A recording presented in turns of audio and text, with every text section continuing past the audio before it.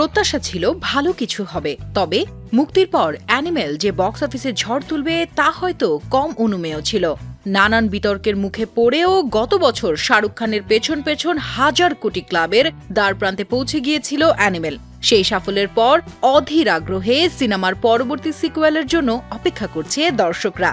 অবশেষে জানা গেল এই ফ্র্যাঞ্চাইজির দ্বিতীয় কিস্তি অ্যানিমেল পার্ক আসতে যাচ্ছে।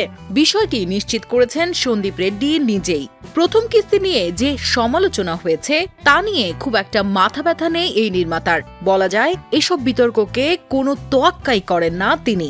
উল্টো সিনেমা প্রেমীদের আগাম হুঁশিয়ারি দিয়ে বলেন অপেক্ষা করুন, কেননা প্রথম পর্বের থেকে দ্বিতীয় পর্বে আরও রক্ত ঝরবে। পাশাপাশি আগের চেয়ে আরো ভয়ঙ্কর হতে চলেছে অ্যানিমেল 2। পাশাপাশি তিনি আরও জানান অ্যানিমেলের তুলনায় অনেক বড় প্রেক্ষাপটে নির্মিত হতে যাচ্ছে অ্যানিমেলের দ্বিতীয় কিস্তি।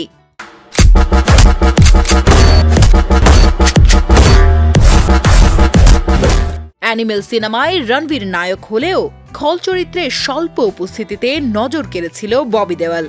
বিটাউনের অনেকের ধারণা এই সিনেমার মাধ্যমেই নতুন জীবন পেয়েছেন তিনি। কিন্তু অ্যানিমেল পার্কে রণবীরের সঙ্গে কে টক্কর নেবেন এই প্রশ্ন রীতিমতো ঘুরপাক খাচ্ছে সিনেমা প্রেমীদের মনে। সূত্র বলছে অ্যানিমেল 2 সিনেমায় রণবীর বনাম ভিকি লড়াই হতে যাচ্ছে। একজন নায়ক আর একজন হতে যাচ্ছে খলনায়ক।